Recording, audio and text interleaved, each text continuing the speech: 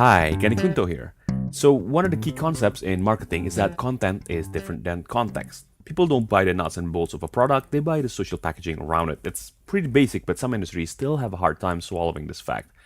Those in the electronics and technology, for example. Lots of companies in those industries still think that the key in winning the market is in making a gadget with a nice design or the best features.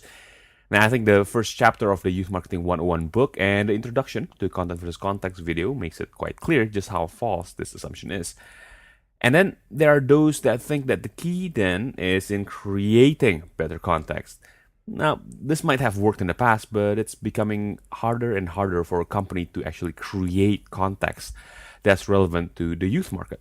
Some companies think, oh, this means that we have to hire an ad agency then, right? They seem to know what's going on. But agencies actually face the same challenges. Now, the thing is, the kind of context that is relevant is becoming more and more the domain of the customers themselves. It's not up to the brand anymore to decide what is the social relevance of a product. It's up to the customers. Now, the best a brand can do is to stay out of the way. Okay, here's an example. I know some people who have BlackBerry handsets, but they only use it for BBM. For phone calls, they use their iPhones, right? Other people, and I see this a lot in markets where BlackBerry is successful, have 2 or 3 BlackBerry handsets.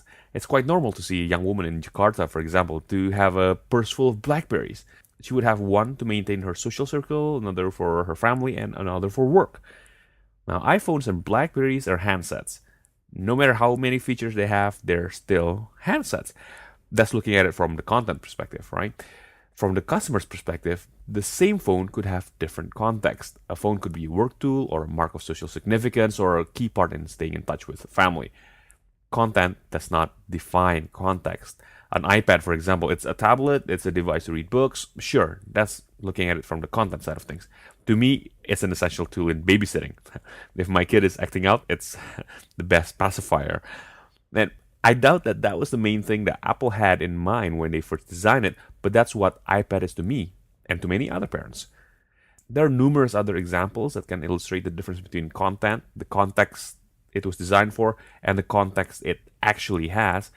But the best way to truly understand it is by applying it to your own lives. Try this. Go to the comment section below this video and list the different gadgets that you own. Just the first things that come to mind. And then tell us something that you do with your phone or gadgets, which is unique from the norm or different from the norm.